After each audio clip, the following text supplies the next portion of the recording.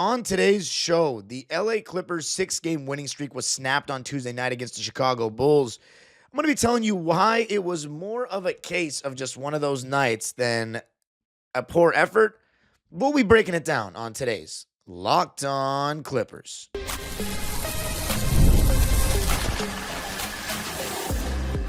You are Locked On Clippers, your daily Los Angeles Clippers podcast, part of the Locked On Podcast Network, your team every day. Yes, sir. You are locking in with the Clips. Thank you for making Locked On Clippers the first listen of your day, your team every day. I'm your host, Darian Vaziri, born and raised in LA, been a Clipper fan for 21 years, been covering the team on my own YouTube channel, Dime Dropper, for 6, and 4 right here on the Locked On Podcast Network. Your team every day. And now the #1 sports podcast network. Make sure you subscribe and hit the notification bell on YouTube to get us up to 9,000 subscribers before the end of the season. And of course, you can listen wherever you get your podcasts. This episode is brought to you by FanDuel, America's #1 sports book. Check the FanDuel app and see what's dropping during NBA happy hour these days, every Friday from 6 to 7:30 p.m. Eastern. All right, Clipper Nation, we finally had our 6-game winning streak snapped. We have still won 13 of our last 16 games, but we dropped this one 138 to 110 to the Chicago Bulls at the United Center. We got absolutely blown off the floor, so I'm going to be talking about why the Bulls were just too good for us in this game, what the main component of how they were able to beat us was, and then how we view this road trip. So let's talk about what my first impression and my first takeaway was. The Bulls were just too hot on this night. You know, I think the defense of our team has been better the last couple of weeks, for sure. The numbers back that up as well. But this was one of those games where we could not hit shots and they hit every shot. And we haven't had one of those games really in a minute. You know, those were games that we were seeing a lot towards the beginning of the season and why we were 6-21, where, you know, at the end of the day, this is a make or miss league.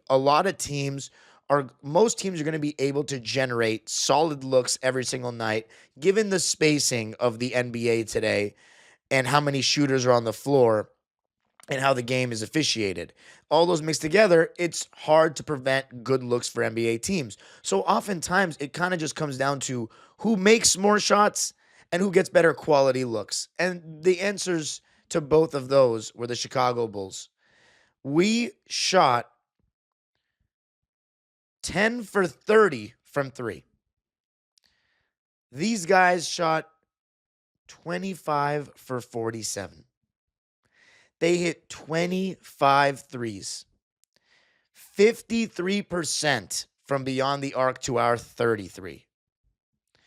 You are not going to be able to win basketball games on the road when teams are shooting like that, especially when you also turn the ball over more than them.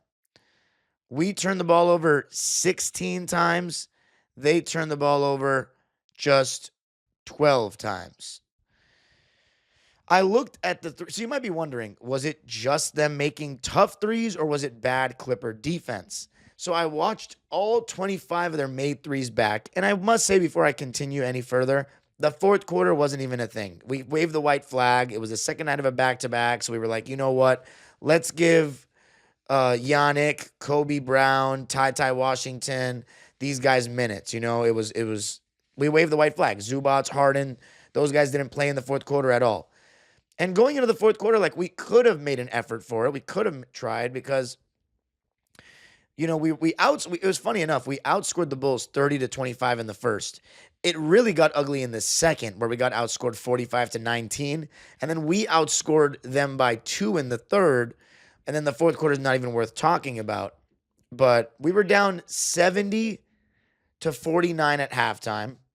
Then we cut it to 19 going into the fourth. So down by 19 going into the fourth is not undoable, but we just figured, why stress it out? You know, this is not our night. They're hitting threes.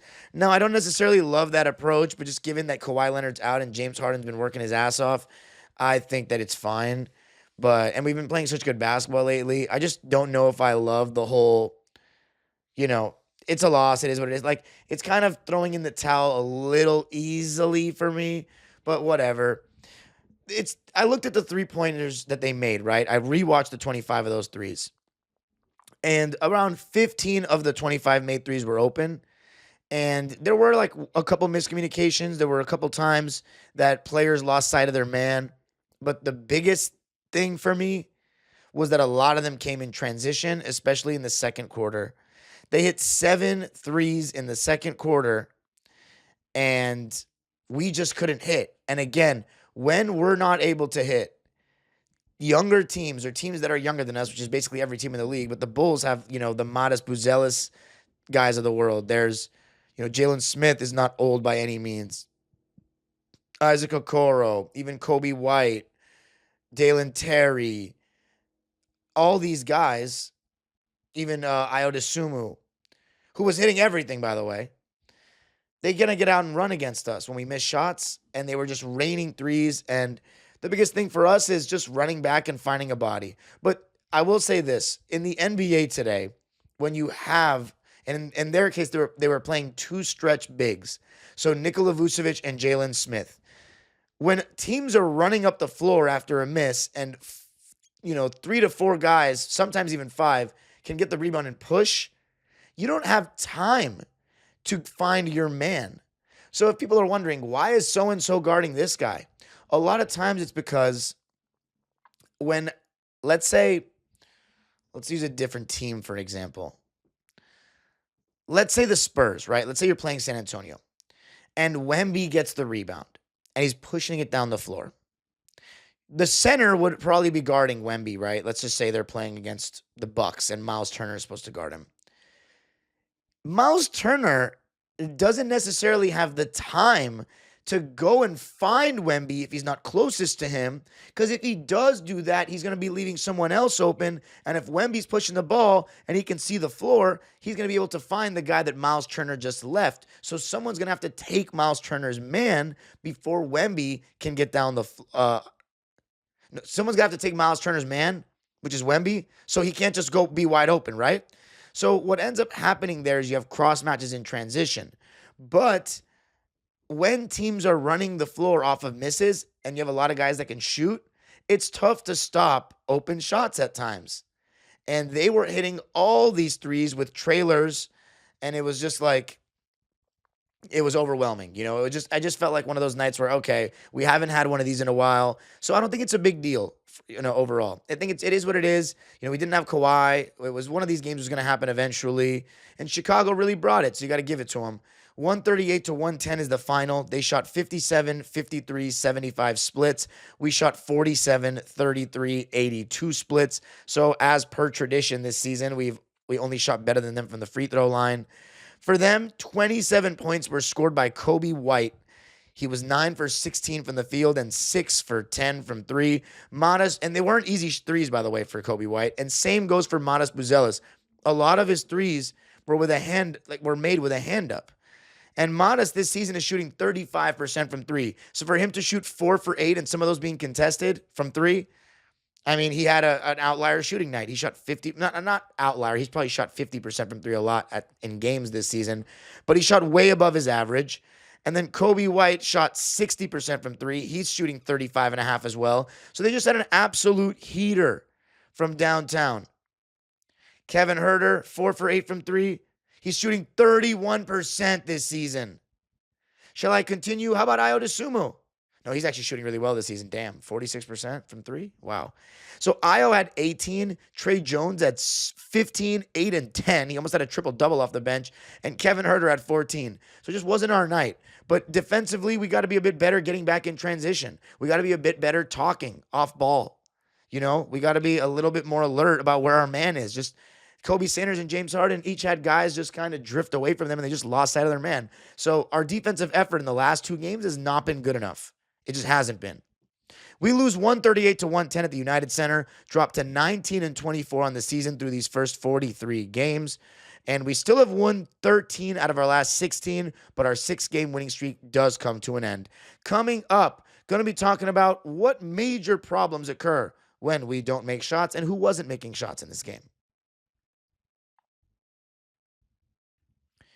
I got to tell you a little something about FanDuel. Fridays already feel different during basketball season, and FanDuel is making them even better. Every Friday night before the games tip off, FanDuel gives fans a new way to kick off the weekend with NBA Happy Hour. NBA Happy Hour is your official pregame, a limited time window where special offers drop right inside the FanDuel app before the action starts. Fridays from 6 to 7:30 Eastern have become appointment viewing with NBA Happy Hour. Opening the FanDuel app during Happy Hour always brings something new: boosts, bonuses, and surprises. So before tip-off, check the FanDuel app and see what's dropping during NBA Happy Hour every Friday from 6 to 7:30 p.m. Eastern. A little basketball, a little action, and a whole lot of Friday energy. That's NBA Happy Hour, only on FanDuel, the official sports book partner of the NBA.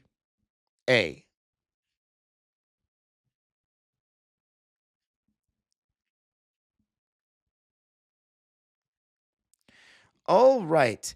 Thank you for making Locked On Clippers your first listen of the day. And thank you for making Locked On the number one sports podcast network. If you haven't already, go check out our new Everydayer Club.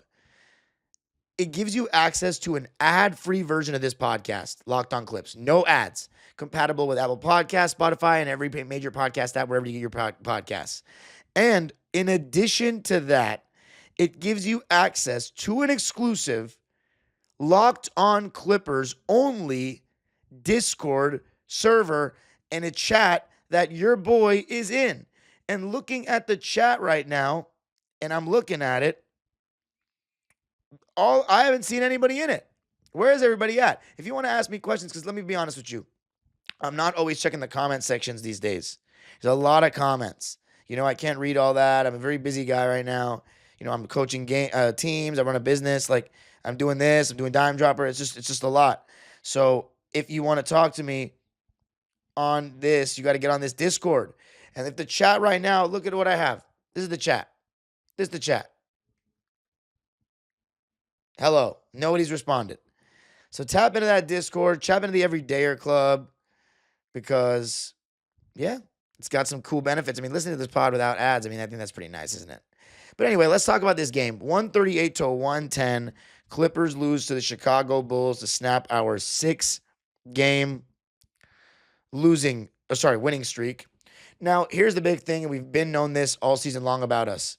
When we are not making shots, we get absolutely blown off the floor at times because in transition, we're old and we're slow, and at times we don't talk well enough.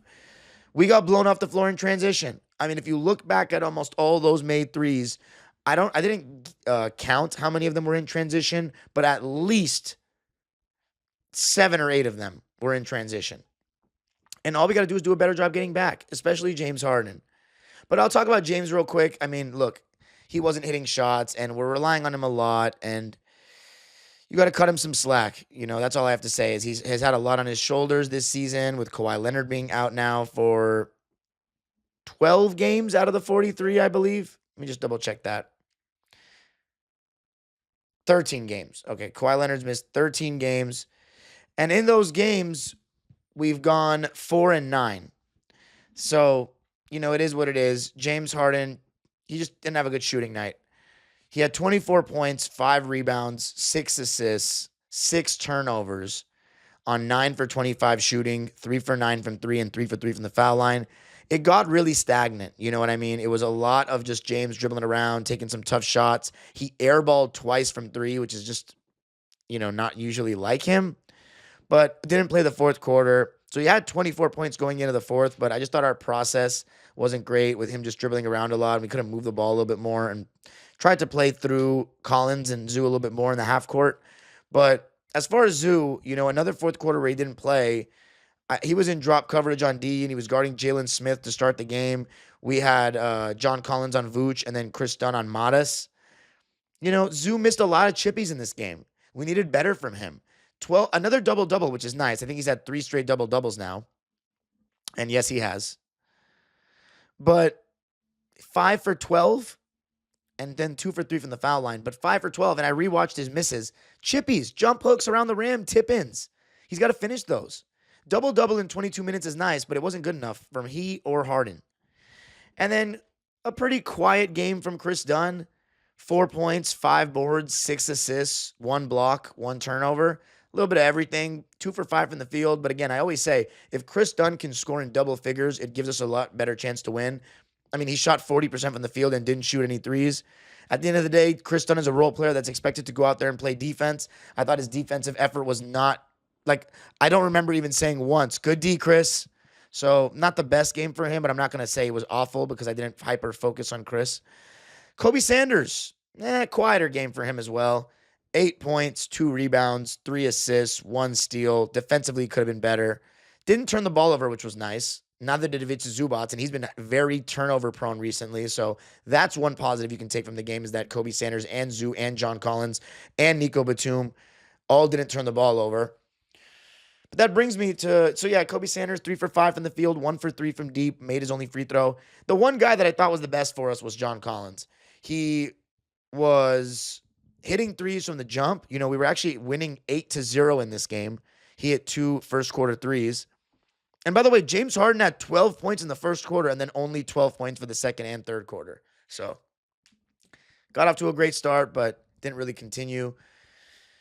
And then in the third quarter, we actually made a run, funny enough. We weren't just down by 21 at halftime and then never made a push. We were down by 21 going into the second half, but then we went on a 13-2 run with 8 of those 13 points scored by John Collins with 2 threes and then an alley-oop dunk, and cut the deficit down to 6, but they just couldn't stop making threes.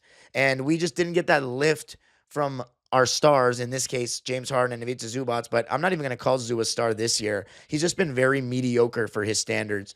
And again, I'm always open to selling high. I love Ivica Zubac, but we're playing well. It's like, I don't know what calls are being made behind the scenes, but we should consider it. We're the 10th seed right now. Let's see how far we are from the 9th seed.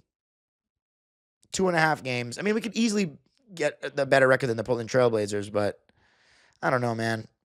We'll see. We're not even guaranteed a playoff spot. So if there's a good offer out there, if there are some picks being thrown around, first rounders in particular, I would definitely listen. And so John Collins finished with 23 points. The one stat I don't like, though, is that he didn't get 1 rebound in the entire game in 24 minutes. You're the second tallest guy in our starting lineup. I know there's a lot of long misses and they're shooting a ton of threes, but come on, you got to get 1 rebound. 1 assist, no turnovers, but no steals or blocks either. So there was no activity defensively from John. And I thought that Chicago, with guys like Ayo Dosunmu, Isaac Okoro, these guys got into James Harden and tried to make life tough on him. I mean, Okoro only played 15 minutes, but they had Kobe White guarding Chris Dunn to start the game. Okoro starting on James Harden, Vooch on Zoo, Jalen Smith on JC, and then Matas on Kobe Sanders. Our bigs were playing drop coverage, and I don't think the drop coverage got cooked as much as our transition threes got cooked as much as our transition threes did. And then, my main takeaway here is when we don't make shots, right? When guys like James go 9 for 25 and Zubac goes 5 for 12, and then Nico's 0 for 2 from the field and all his shots are threes, and then Brook Lopez is 0 for 3 from the field and was 0 for 2 from 3, they get out and run on us, and we're not a good defensive team in transition. I mean, we got outscored 45-19 in the second quarter of this ball game. 45-19. We shot 35% in that quarter. We were 0 for 6 from 3. 3 of them from Harden, 2 of them from Lopez. We turned the ball over 3 times, not that crazy. They shot 71% from the field and 57% from 3 in the quarter. I said 7 threes that they made in that second quarter. I was wrong. It was 8 threes they made in that second quarter. 3 for 3 for Ayo Dosunmu, and almost all of them were in transition. So, again, our offense really dictates our defense because we are not a good transition defense team. We're much better in the half court. We need, especially on the second night of a back-to-back, it's just a bad combination. You're missing shots. They're getting out and running. They're making everything.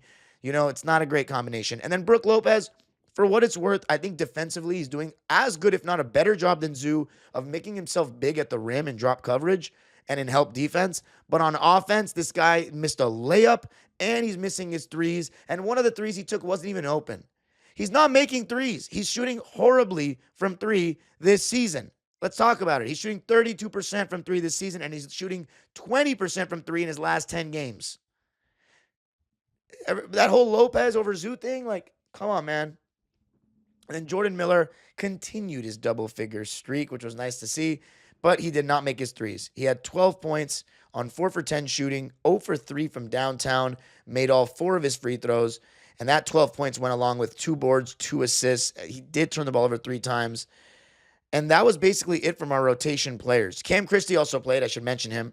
7 points, 5 boards, 1 assist, 2 steals, 2 turnovers on 3 for 4 shooting, and 0 for 1 from 3, and 1 for 2 from the free throw line. He was solid. I mean, he was efficient.